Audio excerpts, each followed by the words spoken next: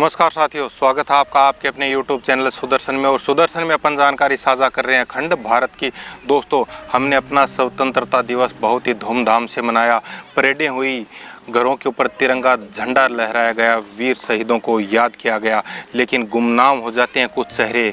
एक सदी से भी पुरानी बात है, आज हम उन गुमनाम चेहरों को याद करेंगे। एक सदी से भी पुरानी बात है जब भारत ने अपनी एकजुटता दिखाकर खुद को गुलामी की जंजीरों से दूर कर लिया था, यानी कि गुलामी की जंजीरों से आज़ाद कर लिया था। भारत ने अपने स्वतंत्रता की पहली लड़ाई 1857 में लड़ी थी, जिसकी गूंज दशकों तक दबाई नहीं जा सकी और जिस कारण आज़ादी के सपने को सच्चाई के रूप में बदल पाना संभव हो पाया। हम उस आंदोलन से तो भली भांति परिचित ही हैं, जिसकी शुरुआत सिपाहियों की एक टुकड़ी द्वारा की गई थी, जो फैलती हुई देश के अधिकांश हिस्सों में पहुंच चुकी थी। पर हम इस कहानी के जिस पहलू को नहीं जानते वो उन लोगों की है, उन महिलाओं की है जिन्होंने इस आंदोलन को संभव बनाया था। दोस्तों, ये एक ऐसी लड़ाई थी जिसे मंच पर खड़े कुछ नेता अपने दम पर नहीं लड़ सकते थे, चाहे वो गांधी हों, पटेल हों, नेहरू हों, बल्कि यह लड़ाई सही मायने में उन अनगिनत लोगों ने लड़ी जिन्होंने अपने स्वार्थ से ऊपर अपने देश को रखा। इन लोगों की कहानियाँ या तो भुला दी गई या तो इतिहास के पन्नों में दबी हुई हैं और कुछ की तो मिट भी गई हैं। उस समय देश के लिए किया गया तवाइफों का योगदान भी कुछ ऐसा ही है, जिन्हें लोग गणिका भी कहते हैं, वेश्या भी कहते हैं। ये ऐसी बहादुर स्वतंत्रता सेनानी थी जिनके आत्म बलिदान की कहानियों का शायद ही कहीं जिक्र मिले। इनमें से एक हैं अजीजू बाई, जिनकी कहानी आज भी प्रेरणा देती है। दोस्तों, भारतीय सैनिक ब्रिटिश अफसरों के विरुद्ध खड़े हो गए थे, हर तरफ तनाव का माहौल था। इसी समय जून 1857 में एक घटना हुई। भारतीय सैनिक जब कानपुर की घेराबंदी कर रहे थे, उसी वक्त ब्रिटिश अफसरों ने उन्हें घेर लिया। उस समय इन सैनिकों के साथ एक तवायफ भी थी, जो इनसे कंधे से कंधा मिलाकर लड़ रही थी या उनका सहयोग कर रही थी। यह तवायफ थी अजीजू बाई, जिन्हें मर्दाना कपड़ों में पिस्तौल मेडल से लैस घोड़े पर सवार देखा गया था।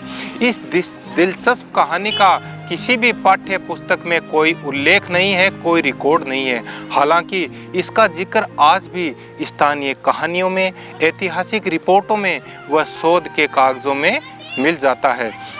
जवाहरलाल विश्वविद्यालय के सेंटर फॉर वुमेन स्टडीज़ के एसोसिएट प्रोफेसर लता सिंह द्वारा लिखे गए पेपर में इसका वर्णन मिलता है। उनके अनुसार मुख्य धारा के इतिहास में इन औरतों के कार्य को लुप्त कर दिया गया और फिर भी अजीजू बाई का नाम कई लेखों में मिलता है। वी.डी. सावरकर, एस.बी. चौधरी जैसे लेखकों ने भी उनका उल्लेख किया है और साथ ही इस लड़ाई में भाग लेने के लिए उनकी प्रशंसा भी की है, उनकी बड़ाई भी की है। ऐसा भी माना जाता है कि नाना साहिब के प्रारंभिक जीत के अवसर में जब कानपुर के अंदर झंडा फहराया जा रहा था, तो उस समय वो उस रैली में मौजूद थी। कानपुर में आज भी अजीजू जीन का नाम लोगों के दिमाग में जीवित है। अजीजू बाई एक जासूस, एक खबरी और स्वतंत्रता सेनानी थी। उनका जन्म लखनऊ के एक तवाइफ के घर हुआ था। उसके बाद वह कानपुर के उमराव बेगम के लुरकी महल में चली गई थी। लता सिंह ऐसा मानती हैं कि उनका लखनऊ के सांस्कृतिक माहौल से दूर कानपुर के छावनी में जाने का कारण स्वतंत्रता के प्रति उनका जुनून हो सकता है, उनका जोश हो सकता है। इन लेखों के अनुसार अजीजुद्दीन बाई को भारतीय सैनिकों का करीबी माना जाता है, खासकर उन्हें घुड़सवार सेनानी शमसुद्दीन का करीबी माना गया, जिनकी भारतीय स्वतंत्रता संग्राम में अहम भूमिका रही है। लता सिंह आगे बताती हैं, अजीजून का घर सिपाहियों के मिलने का अड्डा भी था। उन्होंने महिलाओं का एक ऐसा समूह बनाया जो निडर होकर साथ देने, हथियारों से लैस सिपाहियों का मनोबल बढ़ाने, उनके घाव मरहम पट्टी करने और हथियारों का वितरण करने को तैयार थी। अजीजून ने अपने मुख्यालय में एक गन बैटरी भी तैयार की थी। ये बैटरी व्हीलर प्रेशर के उत्तर में व रॉकेट कोर्ट और चैपल ऑफ इज्म के मध्य में स्थित थी। घेराबंदी के पहले दिन से ही इस बैटरी ने प्रवेश द्वार में गोले दागे व गोलीबारी की। व्हील एंटेनमेंट की घेराबंदी के समय वह सैनिकों के साथ रही। एक प्रत्यक्षदर्शी के अनुसार उन्हें हर समय पिस्तौल पकड़े हुए देखा जा सकता था। भीषण गोलीबारी के बाद भी वह अपने दोस्तों के साथ रहती थी जो द्वितीय रेजिमेंट के घुड़सवार थे। वह ऐसी कई तवाइफों में से एक थी जो भारत की आज़ादी के लिए पूरी बहादुरी से लड़ी, कभी पर्दों में रहकर, कभी बिना पर्दे के। गुमनाम नायिकाएं अजीजू बाई के अलावा एक और नाम भी है, होश सैनी, जो कि बीबी घर नरसंहार के प्रमुख साजिशकर्ताओं में से एक थी। इस नरसंहार में 100 से अधिक अंग्रेज महिलाओं व बच्चों की हत्या कर दी गई थी। ऐसी ही एक तवाइफ थी गौहर जान, जिसने स्वतंत्रता आंदोलन का समर्थन करने के लिए स्वराज कोष में सक्रिय रूप से धन और राशि का योगदान किया। विक्रम संवत द्वारा लिखी गई पुस्तक माई नेम इज गौहर जान के अनुसार गांधी जी के अनुरोध पर गौहर जान राशि एकत्रित करने के लिए एक समारोह का आयोजन करवाने को इस शर्त पर तैयार हुई कि वह खुद इस समारोह में शामिल होंगी। हालांकि गांधी जी इस शर्त को मानने में असमर्थ रहे, फिर भी गौहर जान ने जमा की हुई राशि का आधा भाग इस स्वतंत्रता के आंदोलन के लिए दान कर दिया।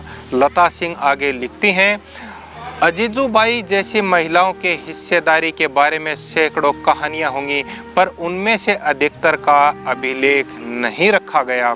लखनऊ में आंदोलन के वक्त इनकी भूमिका को गुप्त व उदार कोषाध्यक्ष के रूप में देखा जाता है। यहाँ उन महिलाओं का जिक्र करती हैं जो अंग्रेज सैनिकों के विरुद्ध सड़कों पर उतरी। घूंघट की आड़ में उनमें से कई खबरियों का काम करती थी तो कई धनराशि द्वारा इस आंदोलन में सहयोग देती थी। अवध के आखिरी नवाब वाजिद अली शाह की पत्नी बेगम हजरत महल उन्हीं महिलाओं में से एक थी। कई लेखों के अनुसार वह शादी के पहले एक तवायफ थी, लेकिन आंदोलन के दौरान उन्होंने अपने निर्वासित पति की जगह ले ली थी। उन्होंने भारतीय सेना को लखनऊ पर कब्जा करने के लिए मदद की थी। हालांकि यह कब्जा अधिक दिन तक नहीं रह सका था। दोस्तों, अपनी सक्रिय भागीदारी के बदले इन तवायफों को कड़े अंजाम भुगतने पड़े थे। सन 1900 आने तक इनके सामाजिक व आर्थिक जीवन ने अपनी चमक लगभग खो दी थी, पर इसके बाद भी वे नहीं रुकी। इनके योगदानों का उल्लेख यह सिद्ध करता है कि किस तरह उनके भीतर भी निस्वार्थ देश प्रेम भरा हुआ था। असहयोग आंदोलन के दौरान साल 1920-22 में वाराणसी में तवाइफों की एक टोली ने तवाइफ सभा बनाकर इस स्वतंत्रता संग्राम में हिस्सा लिया था। लता सिंह के अनुसार हुस्नाबाई ने इस सभा का नेतृत्व किया था और इसके सदस्यों से विदेशी सामान का बहिष्कार करने का अनुरोध किया था। साथ ही उन्होंने एकजुट होकर गहनों के बजाय लोहे की कड़ियां पहनने को कहा था। इन सब के बावजूद भी दुनिया ने इन्हें और इनके योगदानों को भूल जाना ही ठीक समझा। दोस्तों, इनकी कहानियों को सामने लाने का काम करने वाली मंजरी चतुर्वेदी कहती हैं, हमने कभी सोचा ही नहीं कि तवायफ इतनी महत्वपूर्ण भी हो सकती हैं कि उनकी कहानियों को लिखा जाए और सुना जाए, पर ये कहानियाँ मौखिक कहानियों में ही प्रचलित रह गई। दोस्तों, इनके कई नाम हैं।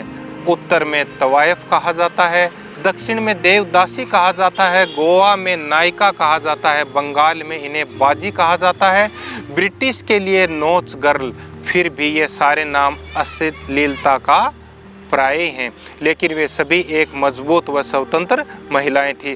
उनका बौद्धिक व सांस्कृतिक योगदान अपने चरम पर रहा, फिर भी यह सब धूमिल होता चला गया। उनके ऊपर गर्द चढ़ी गई। उनकी छवि वेश्या के रूप में ही सिमट कर रह गई, जिसे गौरवशाली इतिहास के पन्नों में जगह नहीं मिल पाई। दरअसल इन प्रेरणादायक कहानियों को विलुप्त होने में हमारा ही योगदान है और हमारा ही नुकसान है। साथियों, आज के वीडियो में हमने जानकारी की साझा की उन तवाइफों की जिन्होंने इस आज़ादी के बिगुल में, आज़ादी के महायज्ञ में कंधे से कंधा मिलाकर योगदान दिया। उन्होंने अपना सर्वोच्च न्यौछावर किया इस राष्ट्र के लिए, इस राष्ट्र की आज़ादी के लिए। आज हम कृतज्ञ राष्ट्र की तरफ से उन्हें नमन करते हैं, प्रणाम करते हैं। आज के वीडियो में इतना ही। यदि आपको वीडियो पसंद आया हो तो वीडियो को लाइक करें, शेयर करें, चैनल को सब्सक्राइब करें। आपका साथी विजय कुमार सिहाग। जय हिंद, जय माँ भारती।